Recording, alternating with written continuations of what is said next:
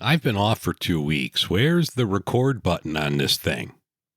This is Beer in Front, part of the Odd Pods Media Network. Every week I'll talk about a beer that maybe we've forgotten along the way while we get those check-ins and badges. Some weeks I'll talk about a new beer that has potential to be a classic. Being the Chicago beer guy, I'll also talk about some great craft beer in the city of Chicago. And remember, sometimes the beer in front of you is the best one yet. That's Beer in Front, and it's coming up now. Welcome to the January 4th edition of Beer in Front. Thank you for listening, and Happy New Year. I've been fighting off a cold, a flu bug for the past couple of weeks. Sorry there wasn't a show last week. This week I'll have plenty of beer news and beer stuff to talk about to try to make up for it. I know my voice sounds a little off. I'm still a little congested. Please bear with me this episode. I'm going to have 2 beers in front this week. I'm going to have the wonderful Lunch from Maine Brewing Company. And also a lot of people participate in Dry January. This is the 10th anniversary of this type of thing going on. And if you participate in Dry January, I'm going to have the non-alcoholic IPA from Lagunitas. So there'll be 2 beers in front this week. Lunch from Maine Brewing Company and the IPNA from Lagunitas. Coming up soon, you can hear my appearance on the Soundtrack Your Life podcast. And last week I recorded an episode of Designated Quizzers with Lauren over from Beard Al, and that should be dropping soon as well. I want to thank everyone that supports the show over on Patreon and Buy Me a Coffee. If you're interested in supporting the show, you could head over to patreon.com/beerinfront for more info. If you were traveling the last couple of weeks, you know it was chaos. And I've told you before, I work at an airport, and wow, the last couple of weeks, in addition to just being the normal holiday traffic, which is usually crazy to begin with, but, the week right before Christmas, there was foul weather all over the country with snowstorms and below zero and all of the stuff that happened in Buffalo. My God, they had more snow, but it's been crazy. Then you get the whole Southwest drama. So everybody that can't get out on Southwest are buying the remaining tickets on the other airlines. So there wasn't a seat to be had. It was absolute chaos. So if you traveled the last couple of weeks, I hope you're home safe and sound. And thanks for putting up with all of us folks over at the airlines. And finally, I've been writing down some show ideas for the upcoming year. And one of them I'm going to do real soon. I'm going to make a stew with Beer in Front award-winning beer Guinness Draft. The recipe was sent over from my friend Dr. Doris Forte over at the Visionarium podcast. And I'm going to sit down and talk with her in the next few weeks and have that segment. I also periodically want to do some different food type shows. Like I'll have the doctor on maybe a few more times this year, and we'll talk about different beer recipes. I've reached out to my friends over at Grab 'em in the Brisket, and hopefully we'll get together soon and we'll talk about some barbecue, some beer.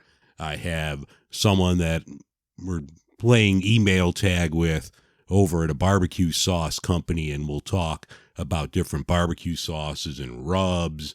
A couple other shows that kind of in the works that I want to get going. This was an idea from Ruby, the Great British Drinking Show, and I'll feature beers over from across the pond, and we'll have some good British shows. I don't know if I could wear my pants tight like Paul Hollywood, but I'm going to try. But also I'd like to talk about some great Chicago taverns, maybe do an episode on wonderful Chicago pizza, a couple other podcasts that I want to get on and talk to them about different topics. So if there's a topic that you would like me to talk about or you think would be a good addition to Beer in Front, please let me know. I would love to hear about it.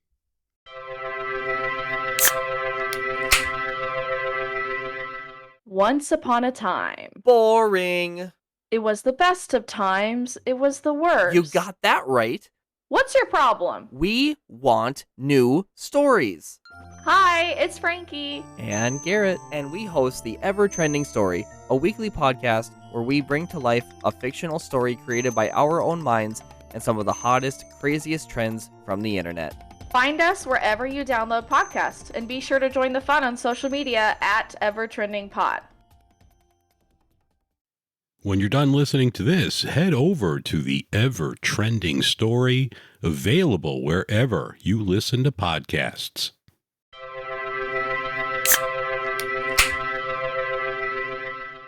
There was a lot of beer news the past couple of weeks. Famed Chicago beer bar Hopleaf and Revolution Brewing announced there will be a permanent Deep Woods draft line featuring limited runs, variants, and other offerings. This is extremely exciting for barrel-aged fans and Revolution fans. They're at the top of every list of breweries who put out barrel-aged beers, so that's very exciting. North Coast Brewing announced an Old Rasputin look-alike contest. If you look like Rasputin, email your picture to marketing@northcoastbrewing.com by January 17th, and you could win some Old Rasputin swag. Siebel Institute in Chicago released an open-source beer recipe for their 150th anniversary. This is a classic American Pilsner, and they used ingredients that would be as close as possible to what brewers would use in the late 1800s. They use corn, 6-row barley malt. You could head over to SiebelInstitute.com for more details, and they even have a recipe for homebrewers.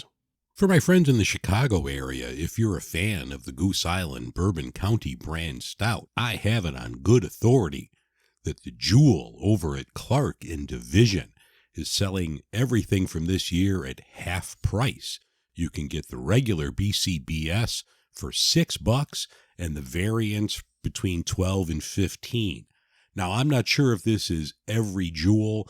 I'm recording this on Tuesday the 3rd, and I just heard about this today from a good friend of mine, Dave. I'm going to check out my Jewel probably tomorrow and see if they have it. But if you live in the city of Chicago and you're fans of Bourbon County brand stout, look at your local Jewel. You might be able to get some deals, which just makes me wonder if they're just putting out too much of it now and there's no mystique to this beer anymore. There's no longer the lines that you see on the day after Thanksgiving at your Binny's and other spots. Now it's just readily available. You could just pick it up. No lines, no waiting. I haven't had any of the variants this year, so I cannot judge them. I had the regular, and it was still a good beer, but I don't think that mystique is there anymore with it. So I don't know, maybe in the future they cut back production to build up more of a demand on it. You never saw BCBS marked down half price 6 weeks after it was released. January is normally a slow month for craft breweries. The Illinois Craft Brewers Guild announced the My Illinois Beer Fridge Competition. The ICBG will reward people for stocking their beer fridge while giving back to Illinois craft breweries. During the month of January, head to your favorite craft brewery, bottle shop, retailer, stock up on Illinois beer. Even if you're not drinking in the month of January, you could load up your fridge. You'll be happy come February. Like Super Bowl, you don't have to go shopping. Your fridge is already stocked with great beer from Illinois.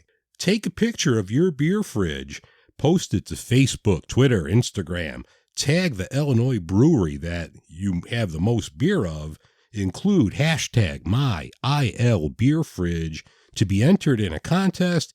Each week, 2 owners of the most Dynamic Illinois Beer Fridge will win a $50 gift card to the breweries they tag. So it's going to go from the 1st of January to the 28th.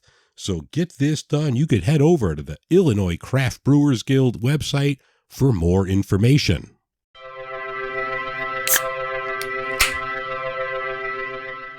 Some of the beers that I had for the last couple of weeks that I thought were really good. I had Old Youth from Highland Park. That's a barley wine. That's over on YouTube as well if you want to check out the longer review. Ruby and I stopped over at Dovetail. I had their Holiday Bock. That was delicious.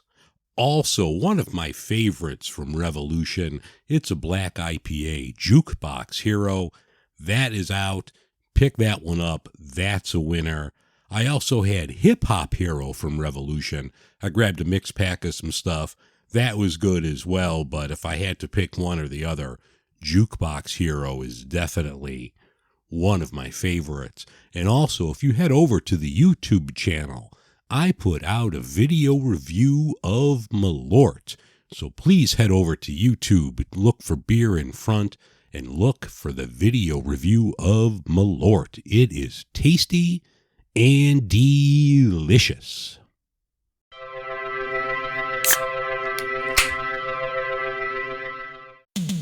I'm Richie, aka Midnight Agent Raw. I'm Devin, aka Special Delivery Dev. We're the Super Media Bros podcast. And each week, we give a comedically informative take on movies, Music, television, pro wrestling, and much more. Check us out at supermediabrospodcast.com, Apple Podcasts, Spotify, or anywhere else that you can listen to podcasts. Shades on. We're off. Be sure to listen to the Super Media Bros wherever you listen to podcasts. The beer that's in front of me today is from the Maine Brewing Company. This is Lunch. This beer was named after a whale that has been spotted off the Maine coast since 1982. According to the legend, the whale looks like it has a bite that's been taken out of her fin. I like the story. It's good. I've had this beer before. Actually, I went with Ruby back in 2016 to Portland, Maine, and this was one of the places that I had to stop at because I've heard so many good things about it. I don't think I've had Lunch since then. This is an IPA that's made with Amarillo, Centennial, and Simcoe hops. Let's crack it open.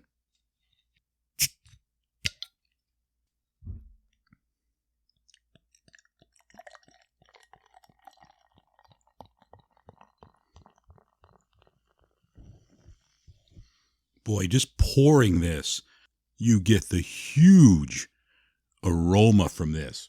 This smells outstanding. It just smells like a good old-fashioned IPA. It has a nice dark color.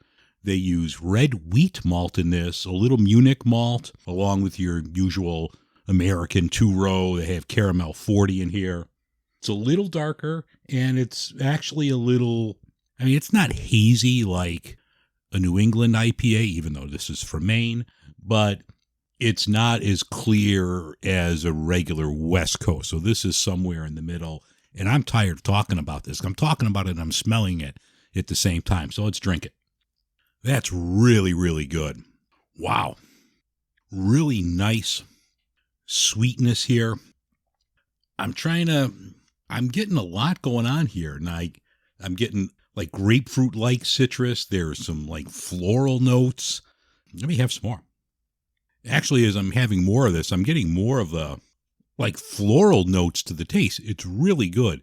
It doesn't list the IBUs, or I don't think it does. It does not list the IBUs here. I don't think this is a very bitter beer at all, but it's a delicious beer. Now, they only sell this here. I picked this up at a bottle shop, Bottles and Cans, which is in my neighborhood. They sell this in single bottles. They're 1 pint bottles. It's a delicious beer. If you see it, put it in the cart. You will not be disappointed. It's a great, iconic beer that everyone should have at least once and more than once. So pick up Lunch from the Maine Brewing Company.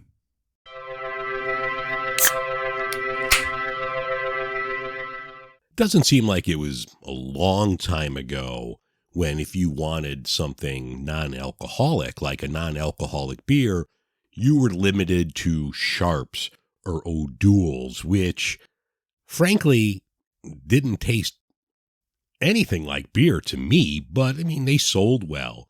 But now there's non-alcoholic versions of practically every beer style, cocktail style out there. So if you're celebrating Dry January, you have a ton of choices.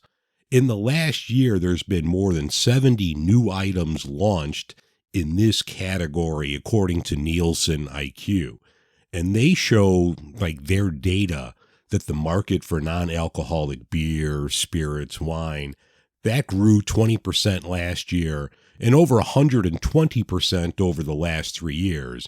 So there's definitely a market for non-alcoholic versions of beers and cocktails.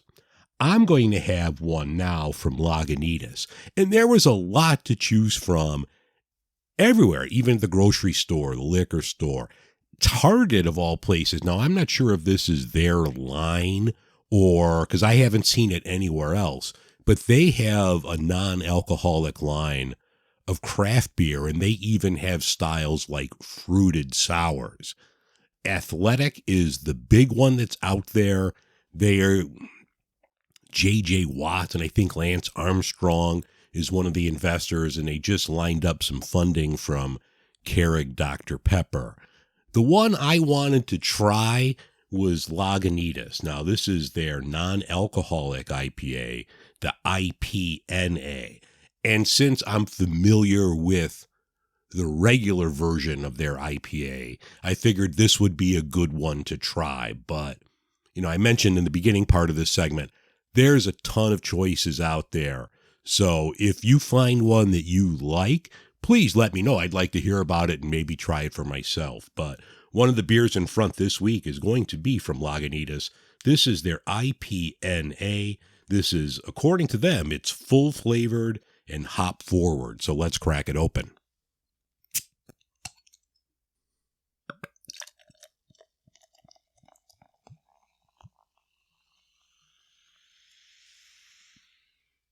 Their IPNA pours really nice. It has a nice color, good foam to it. It might be a little more carbonated, more like a soda pop than a beer, but the aroma is very nice. I get a lot of citrus, like grapefruit notes to the aroma here. The taste, I don't know. I get the hop notes and I get something else in here. I'm not quite sure what this flavor is. It's very dank. Almost like cut grass in addition to like the citrus notes. It's very carbonated. It's not horrible, but it's definitely not beer. Yeah, I'm not sure I'm a fan of this. It's that weird like cut grass taste is really throwing me off here. Now, Lagunitas makes like their hop water, which is just water with hop flavorings, and it's carbonated. And that one I enjoy a lot. I think if I had to pick, like if I were to choose to go the non-alcoholic road, I think I would choose that instead of this IPNA. They use a lot of the same malts and the same hops that they do in their regular IPA. Yeah, I don't know. I can't say I'm a huge fan of this. I would definitely go with the hop sparkling water. I think that one is more enjoyable and more refreshing than drinking this. Give it a try. Don't listen to me. I'm just some jackass in Chicago. But yeah, I think you might be able to do better. So try some of the other ones that are out there. Definitely try the hop waters. I think Sierra Nevada has one out as well. So, give those a try. But if you're looking for a non-alcoholic IPA that tastes like an IPA, keep looking.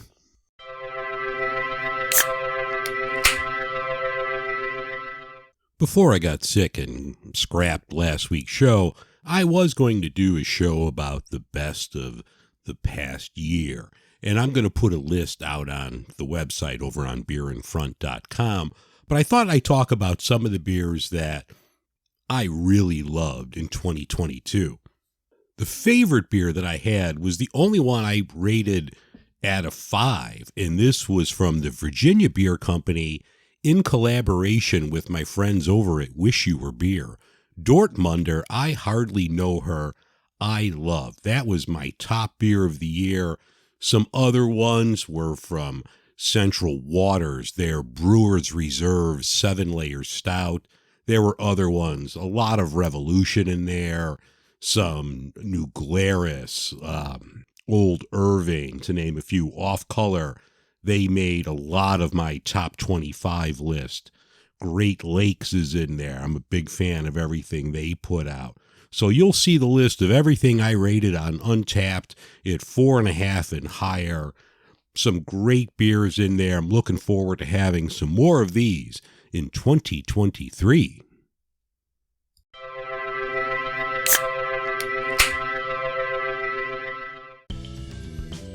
That's going to wrap things up for this week's episode of Beer in Front. I thank you very much for listening. If you want to get a hold of me, you could email me, dave@beerinfront.com, or you could use the Pod Inbox voicemail apparatus. Head over to podinbox.com/beerinfront to leave a voice message. Once again, thank you very much for listening. Happy New Year, everyone. I will see you next week on Beer in Front. And remember, sometimes the beer in front of you is the best one yet.